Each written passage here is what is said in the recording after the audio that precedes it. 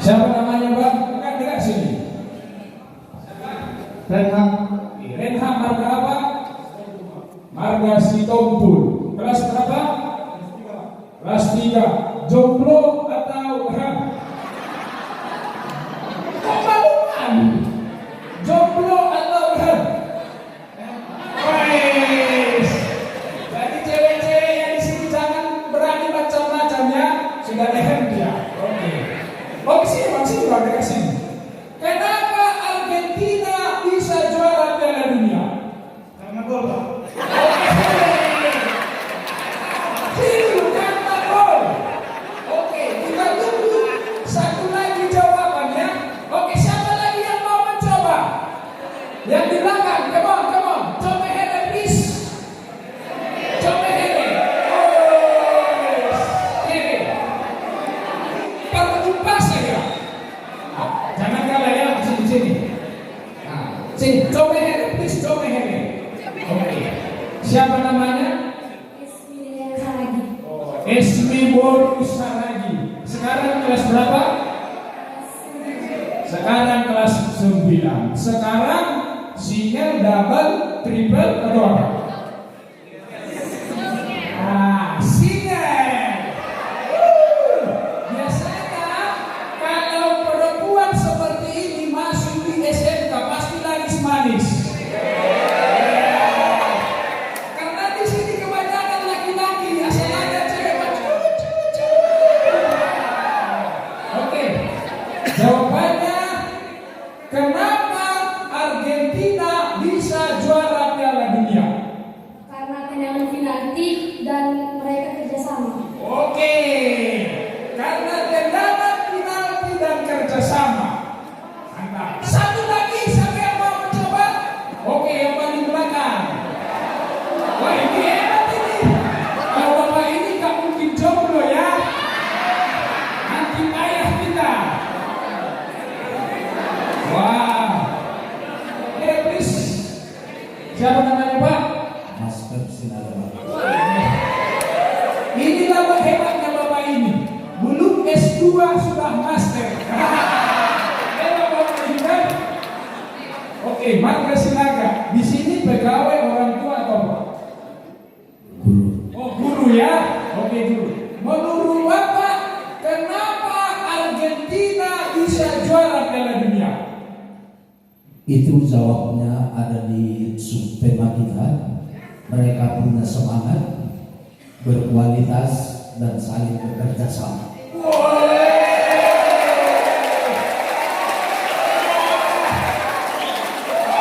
Kalau sudah datang guru, mengalahlah siswa-siswa ya.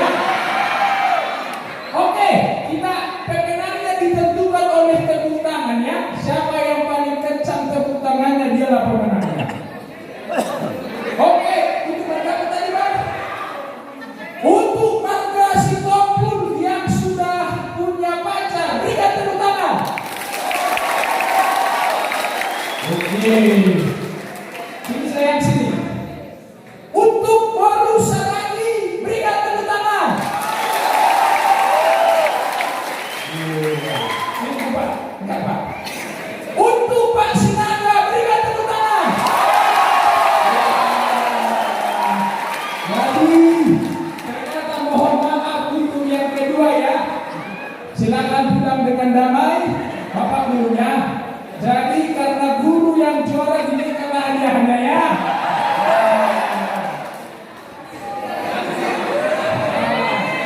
Jadi uang merah jadi nggak ya? Silakan Pak. Oke, selamat ya Pak, selamat Natal. Oke.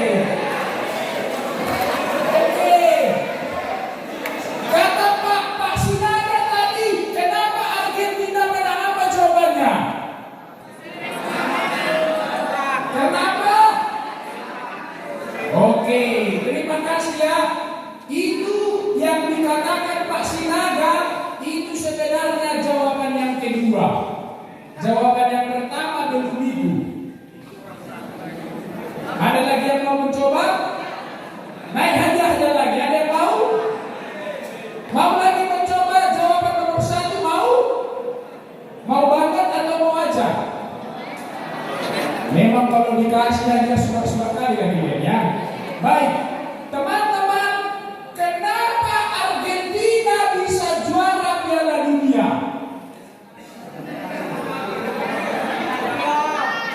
Gara-gara apa? Yang pertama, gara-gara mereka ikut bertanding. Sama-sama katakan ikut bertanding. Dua-dua ya. Bukan kencang. Dua-dua ya. Dua-dua ya. Kira-kira kalau Argentina tidak ikut bertanding, juara nggak mereka? Italia juara Eropa di tahun yang lalu, juara Piala Dunia nggak? Kenapa? Karena tidak ikut bertanding. Jadi kenapa Argentina juara Piala Dunia? Jawaban yang pertama, karena mereka ikut bertanding. Jadi adik-adik, teorinya seperti ini. Kalau kita ikut bertanding, kemungkinan ada dua. Kemungkinan yang pertama kita kalah, kemungkinan yang kedua kita menang. Tapi kalau kita tidak ikut bertanding, pasti kita wajib tidak akan pernah menang. Amin. Jadi sama itu sama nembak cewek. Udah pernah kalian nembak cewek? Kalau kalian nembak cewek, kemungkinan ada dua. Kemungkinan yang pertama diterima. Kemungkinan yang kedua dibalas dengan cara yang sadis. Tahu gimana cara cewek membalas dengan sadis? Nah, itu suara-suara yang pernah ditolak ya. Inilah jawaban cewek. Kalau ditolak, kalau cewek menolak dengan sadis. Dek, maunya kau jadi pacarku? Biasanya cewek menolak dengan sadis. Maaf bang, aku sudah menganggap kau seperti abangku sendiri. Itu jawaban sadis. Sudah anggap jadi abang sendiri, padahal sebenarnya gak mau kena kali kau udah ada pacarmu. Tetapi kalau kita sudah ikut bertanding, pasti dua kemungkinan. Kita kalah dan kita menang. Tapi kalau kita tidak ikut bertanding, kita tidak akan pernah menang. Maka saudara-saudara jemaat yang dikasihi Tuhan adik-adik, hidup kita ini adalah hidup yang bertanding. Setiap hari, setiap saat kita bertanding dalam hidup ini. Jadi kalau bahasa kerennya yang lain, hidup kita ini adalah berjuang. Kalau anak-anak berjuang untuk mendapatkan mainan. Kalau masa SMK seperti ini berjuang untuk mendapatkan prestasi. Kalau udah orang tua berjuang mendapatkan rezeki, mendapatkan uang, mendapatkan segala macam. Itulah hidup manusia ini. Lalu yang kedua, ini juga poin yang penting.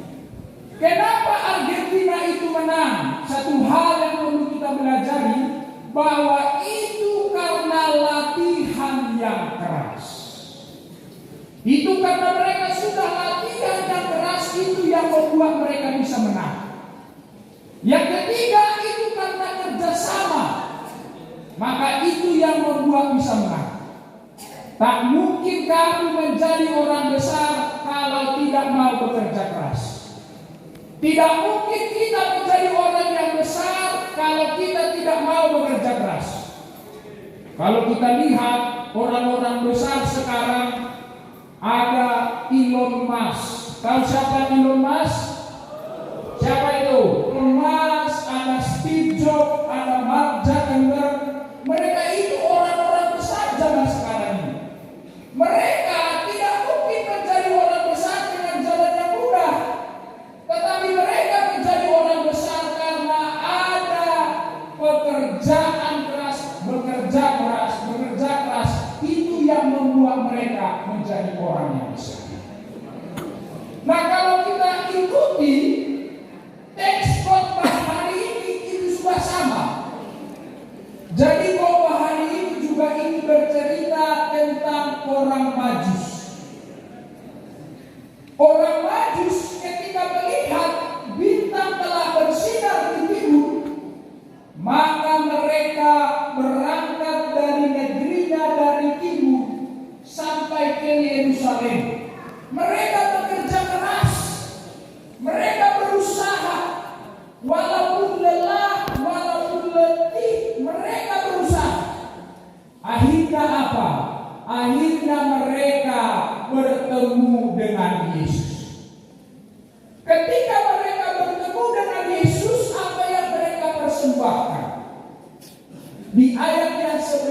katakan.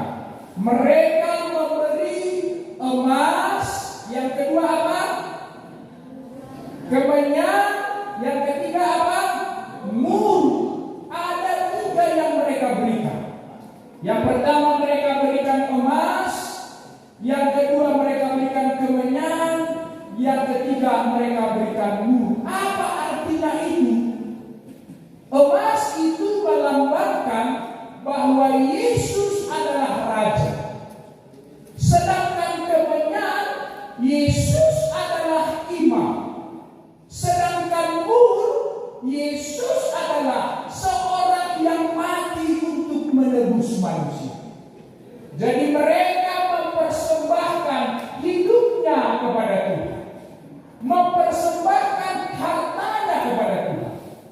Lalu sekarang untuk semua siswa-siswa yang hadir di sini, apa yang kamu persembahkan untuk Tuhan?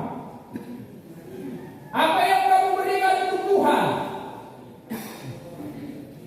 Apa kita berikan untuk Tuhan? Ingat firman Tuhan. Firman berkata, tubuhmu adalah bait Allah. Sama-sama katakan, dua-dua ya. Itu penting bagi kamu yang remaja. Tubuh kalian ini adalah bait Allah, rumah Allah.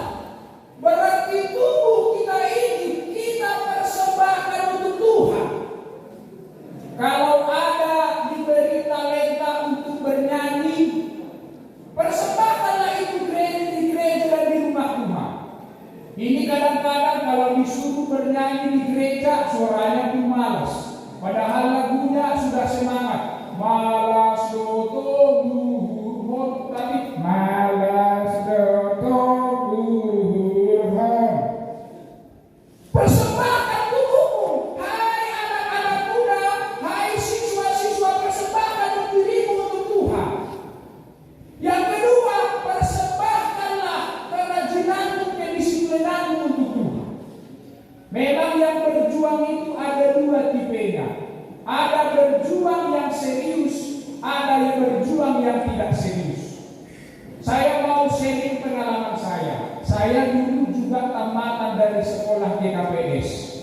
Saya dulu SMP di GKPS 1.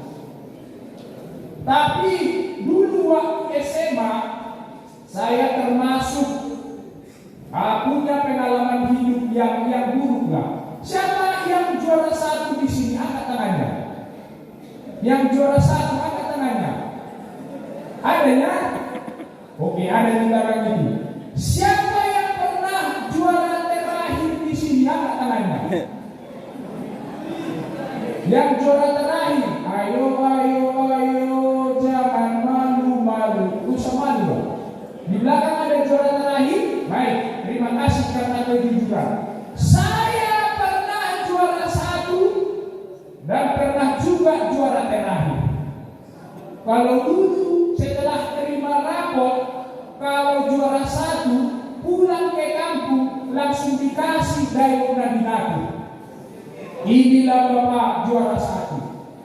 Giliran juara terakhir, jangan daun dan binatu, disama aja pun tidak. Tapi apa yang membuat prestasi saya bisa juara terakhir? Dulu di zaman saya yang viral itu masih PS1. Sekarang sudah PS berapa? PS berapa? Kalau dulu di zaman saya yang masih viral itu Mortal Kombat di game. Sekarang apa yang viral? Sekarang Mobile Legend. Terus apa lagi? Apa lagi?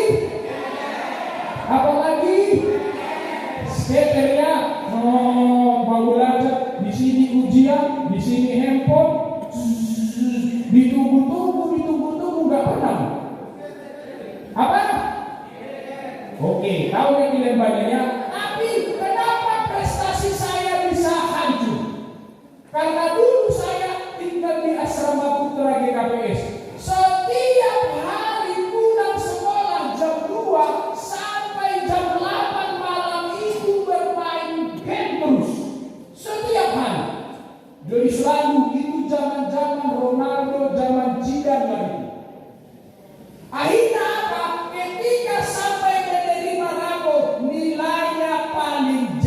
bodoh. Jadi saudara-saudara, saya mau mengatakan orang yang berjuang itu ada dua. Ada yang serius, ada yang tidak serius. Kamu pilih apa hari ini? Kamu pilih serius di sini atau tidak serius, tapi itu akan berdampak 5 tahun lagi. Tapi puji syukur, ketika saya masuk kuliah, akhirnya saya serius, sungguh-sungguh belajar. Nah, saya mau katakan, seperti orang Majus yang mempersembahkan hidupnya, persembahkanlah hidupmu untuk Tuhan. Selama sekolah di tempat ini, harus seriuslah, jangan pernah bermain-main. Kalau dulu kami ada pengalaman buruk, misalnya kalau pereles nggak ada gurunya datang, biasanya langsung markor di kami. Kesukaan para murid, pereles. Nyanyi 1, 2, 3 ya.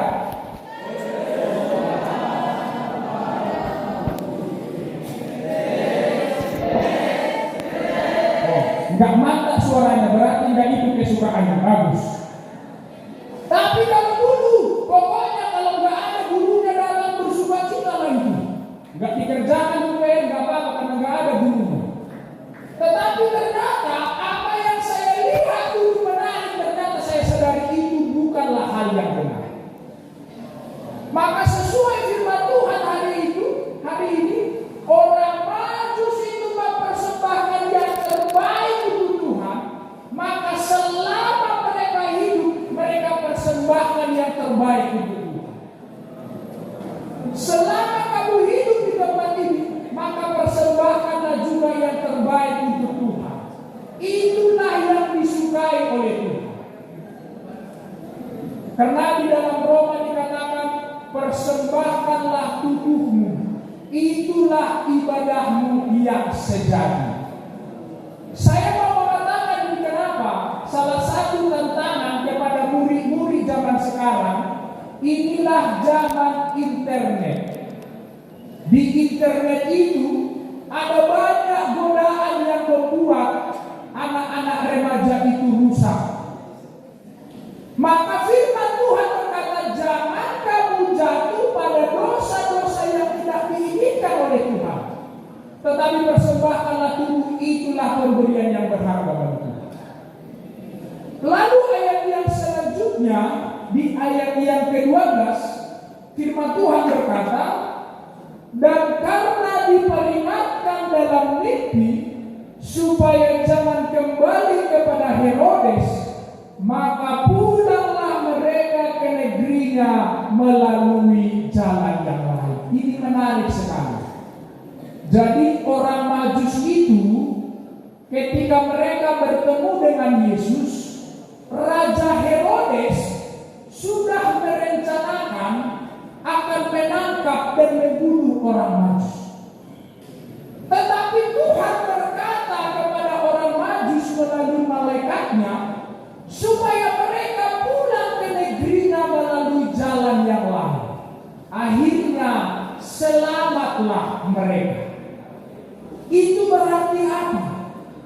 Orang-orang yang mau mempersembahkan tubuhnya untuk Tuhan, orang-orang yang mau percaya kepada Tuhan, orang-orang yang mau mengikut pimpinan Tuhan, hidupnya pasti selalu diberikan keselamatan oleh Tuhan. Amin.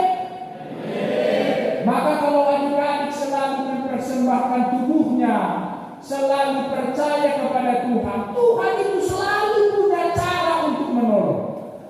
Kalau orang Majus itu ditolong oleh Tuhan, maka kita yang hadir pun saat ini pasti ditolong oleh Tuhan. Kalau orang Majus saat itu diselamatkan oleh Tuhan, maka kita juga diselamatkan oleh Tuhan. Maka hari ini sebagai tanda bahwa kita merayakan Natal, apa yang paling perlu? Apa yang penting bagi kita hari ini ketika sekolah ini merayakan Natal? Yang pertama harus kita imani bahwa Natal itu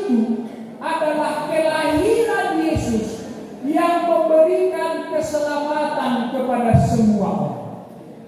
Itu berarti kalau kita merayakan Natal di tempat ini harus ada perubahan perilaku dan karakter. Jadi karakter itu harus berubah menjadi karakter yang disukai oleh Allah. Saya pernah mendengar cerita seperti ini ceritanya. 50 tahun yang lalu, siapakah manusia yang paling hebat? Siapa manusia yang paling hebat 50 tahun yang lalu? Siapa? Jawabannya adalah orang yang paling kuat fisiknya. Orang yang paling kuat fisiknya, itulah orang yang paling hebat. 25 tahun yang lalu, siapakah manusia yang paling hebat? Siapa? Orang yang paling pintar otaknya. Karena orang yang pintar otaknya dapat menguasai orang yang kuat otaknya. Tetapi zaman sekarang ini, siapakah manusia yang paling hebat? Bukan orang yang paling kuat ototnya, bukan orang yang paling pintar otaknya, tetapi orang yang paling bagus karakternya. Walaupun kamu pintar, kamu cerdas, tapi kalau karakternya tidak bertumbuh, kamu tidak bisa apa-apa. Maka hari ini saya menarik di Kodasada ayat 7 maka tahun biar manidah jahobado permulaan mi habotohon. Sama-sama katakan dua-dua ya.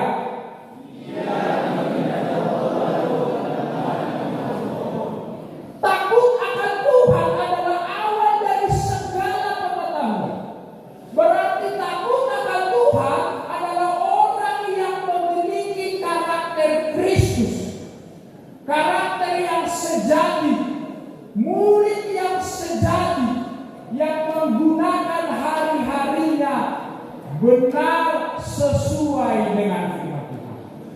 Maka hari ini sebagai tanda Natal hari ini, adik-adik semua yang hadir di tempat ini, semua pegawai, semua guru-guru, yang paling utama adalah karakter kita mengalami perubahan. Ada perubahan dalam karakter hidup. Lalu yang kedua, tanda kita merayakan Natal pada saat ini, kita harus menjadi berkat untuk orang lain.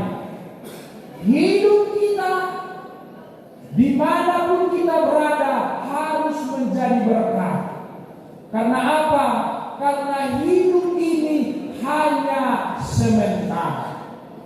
Hidup kita sementara, maka lakukanlah yang terbaik.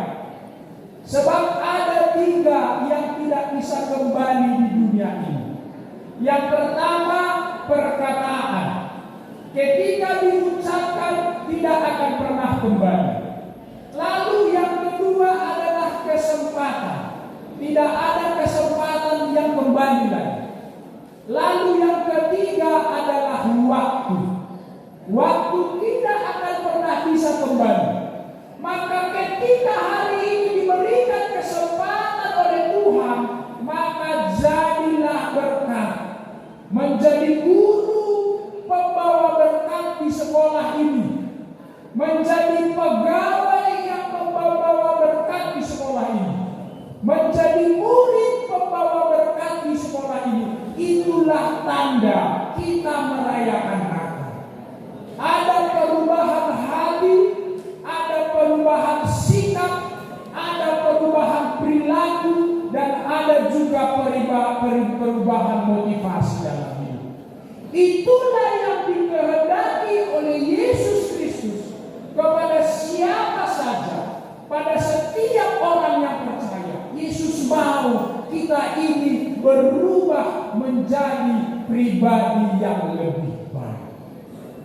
Dan yang terakhir sekali, melalui Natal ini kita diingatkan bahwa kasih Yesus itu tetap untuk kita. Kasih Yesus itu tetap untuk kita. Walaupun mungkin kita tidak merasakan ada pertolongan ataupun dari apapun, tapi ingatlah kasih Yesus itu selalu ada untuk kita. Kalau kita ingat 2 tahun yang lalu, 3 tahun yang lalu, dunia ini dilanda oleh virus corona. Mau ke sekolah pun susah, mau merayakan Natal seperti ini pun susah, dan banyak orang yang ketakutan. Tetapi ingatlah hari ini, kenapa kita bisa hidup hari ini, kenapa kita bisa sehat hari ini, itu karena Tuhan yang masih mengasihi kita. Maka ketika Tuhan mengasihi kita sampai hari ini, maka harus diimani dalam hidup kita bahwa kasih Tuhan tetap besar, kasih Tuhan tetap nyata. Maka sebagai anak-anak Tuhan yang percaya, hiduplah di dalam kasih Tuhan, berbagilah di dalam kasih Tuhan, maka hidup kita akan selalu jadi berkat. Amin. Mari kita bersatu di dalam doa.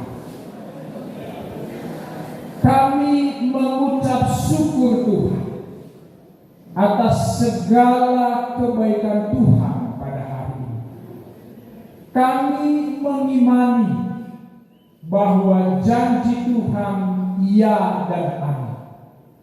Maka hari ini Tuhan, kami bersama-sama keluarga besar SMK GKPS 2 Pematang Siantar, kami merayakan Natal karena kami percaya Yesus Kristus yang lahir ke dunia ini, itulah yang mengubah hidup kami. Kami yang dahulu ada di dalam dosa, tetapi di dalam Yesus kami diubahkan, dipulihkan dan diselamatkan. Maka berkatilah semua guru dan pegawai yang di sekolah ini.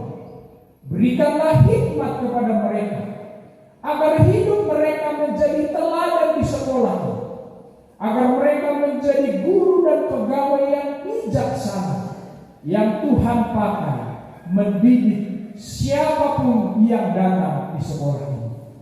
Kami juga berdoa kepada semua murid-murid yang di sekolah ini.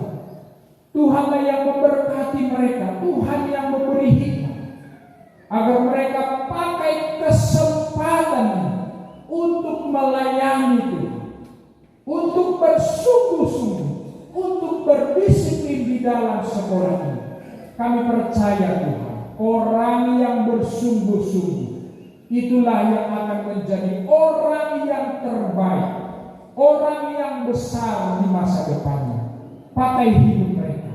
Kami tahu Tuhan, ada banyak tantangan mereka sebagai seorang pelajar, ada banyak godaan mereka, tapi Tuhanlah yang pimpin mereka. Berikan damai sejahtera pada hati mereka, agar mereka tetap setia hidup di dalam firman Tuhan. Tuhan, kami berdoa untuk sekolah ini. Tuhan, pakai sekolah ini menjadi sekolah yang mendatangkan berkat. Kami tahu Tuhan, ada banyak tantangan di sekolah ini, ada banyak pergumulan di sekolah ini. Tapi kalau Tuhan yang berkuasa, kami yakin sekolah ini akan menjadi sekolah yang mendatangkan berkat kepada setiap orang. Kami percaya seperti firman-Mu hari ini, pulanglah mereka ke negerinya melalui jalan yang lain. Itu adalah solusi yang Tuhan berikan pada orang-orang yang selalu setia kepada Tuhan. Karena itu Tuhan, kami memohon solusi, rencana dan pekerjaan Tuhan untuk sekolah ini menjadi sekolah yang mendatangkan berkat. Kami juga berdoa untuk semua undangan yang datang pada hari ini. Tuhan yang berkati mereka, Tuhan yang limpahi mereka dengan berkat Tuhan, agar mereka juga merasakan sukacita di momen Natal ini. Dan secara khusus kami berdoa untuk semua orang tua. Tuhan yang berkati mereka memberikan umur yang panjang, supaya mereka bisa mendidik anak-anaknya di dalam kebenaran. Terpujilah nama-Mu Tuhan. Dalam kasih-Mu kami berdoa dan mengucap syukur. Amin.